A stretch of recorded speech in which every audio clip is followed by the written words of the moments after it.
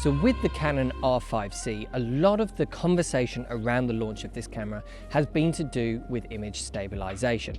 We were all so used to the fantastic stabilized sensor, the IBIS on the R5, but with the R5c, because it's a cinema EOS camera now, Canon have actually taken that out of the camera, replacing it with the digital IS system, which we've seen before in cameras like the C70.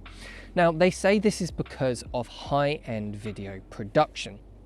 Once you're working on productions like that, you're using big stabilized rigs, you're attaching it to car mounts, things like that, and you don't want the camera moving its sensor independently of what you're doing. You want that complete control, and I completely understand that argument. I, however, really like sensor stabilization, and I think a lot of our customers do as well. A lot of people that work in much smaller crews than that and use these cameras for video production love having a stabilized sensor. So what I thought we would do is come out into the cold and try some real world examples while we still have the camera, putting it side by side with the R5 to see which situations IBIS is better in and which situations having a non-stabilized sensor is better in. So let's quickly run through the equipment that we're going to be using to do these tests. We've got the two cameras mounted side by side. We're going to match the settings, of course, on them both and go through different image stabilization modes as we go. We've got them mounted on a dual camera mount using RF lenses. Now, I wasn't quite organized enough to get two of the exact same lens in the same place at the same time for this test. So apologies for that. I've got the next best thing. I've got a 15 to 35 f2.8 with IS, and I've got the 24 to 70 f2.8 with IS, so at least we can match the same focal lengths between 24 and 35, and because they're both RF lenses with image stabilization, we get that fantastic communication back and forth between the lens and the camera system, which should really help out. For the car mount bits where we're going to be attaching the cameras to the car, we're going to be using iFootage's Spider Crab's vehicle mount system. Now, I love this car mount because it is modular. It is so flexible. It's just based around their articulating arms, which you use for all sorts of other things like lights and monitors, but with these suction cups as well, and a tripod mount system in the middle. And because it is so modular, you can just mount the cameras in any place that you really want to on the car. It's so flexible.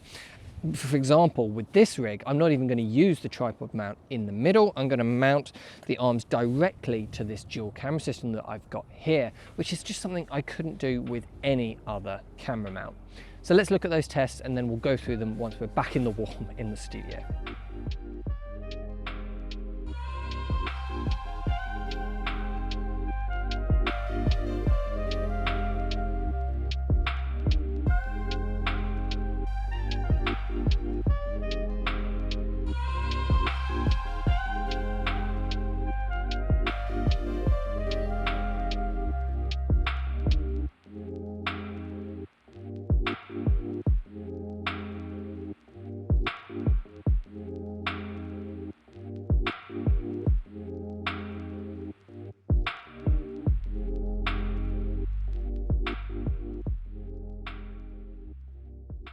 So we're nice and comfortable back in the warm now. So let's break down the results from those tests. But before we do, it's worth me just pointing out that none of these tests will be showing either camera at their maximum potential for stabilization.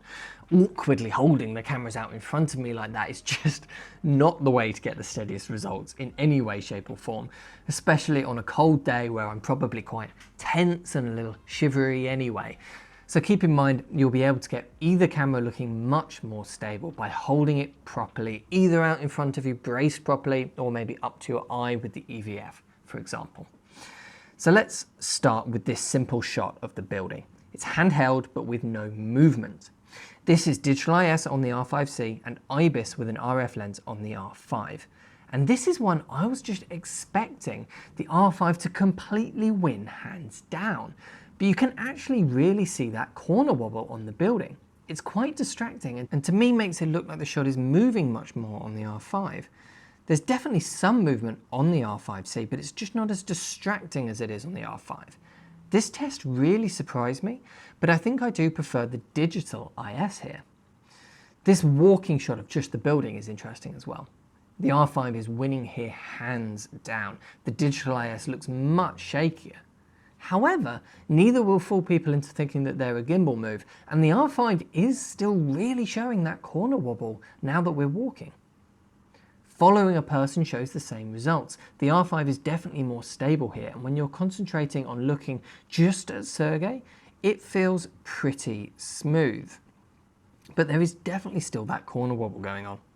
On the R5c, yes, there are big shakes every now and again, but it actually feels a bit more natural maybe in the shake, if that makes sense, even though the stabilization is digital. Plus, this is with the RF lens. If we swap the R5 over from the RF to the EF 24-70, which doesn't have that image stabilization inside the lens, I think the results get much closer. I think the R5 is still slightly more stable, but it's certainly not day and night different.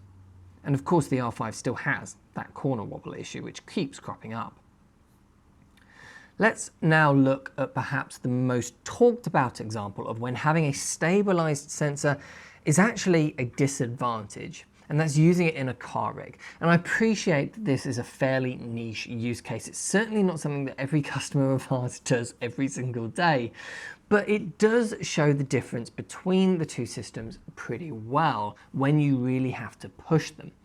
And at a quick glance, both shots do look quite good, but the R5c definitely feels more stable than the R5 in a car rig, even when going over bumps.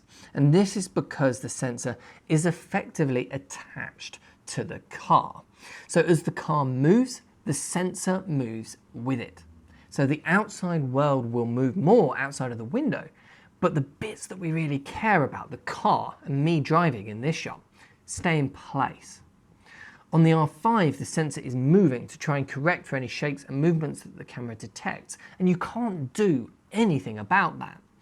This means that the car around me just feels like it's moving much more, and when we go over any decent sized bumps at all, the camera tries to correct for that shake but can't, so gets this nasty jello effect. We can clearly see this if we freeze the image at the exact moment that we've gone over a bump. The R5c looks great, while the R5, to be honest, is a blurry mess. And this is happening to a less extreme level with every single little bump we go over. If you concentrate on the metal poles on the headrest here, behind me you can really see it quite clearly. They just keep shaking and going a bit blurry on the R5, while they look great pretty much all the time on the R5c. And this is why people who work with cars a lot say that they just can't use a camera which has IBIS inside.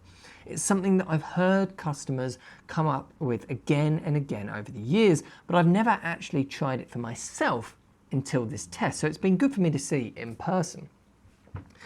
So hopefully these tests have been interesting for you all at home. I don't feel like they have a concrete conclusion, unfortunately.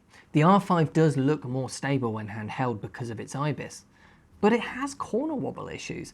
Plus, in some circumstances like the car scene, the IBIS is a real drawback. So which one is better for your work is a difficult decision to make. But I guess that's the important bit from these videos and these tests. A takeaway that has really quite surprised me. A lot of people, and I'm probably fairly guilty of this too, just assume that IBIS is hugely superior to any digital IS systems out there, when actually the difference, it isn't as clean cut as that. I mean, Canon themselves say that the digital IS system is better for video work as a whole, especially when paired with stabilized lenses. And I'm still not sure I would quite go that far. But for people who are disappointed that the R5c and the C70 don't have IBIS, I think the difference might not be as extreme as you might be thinking it is. But let me know what you think of these tests yourself in the comment section down below. And if you want to buy any of these products, of course, just head over to proav.co.uk. Thanks for watching, and I'll see you in the next one.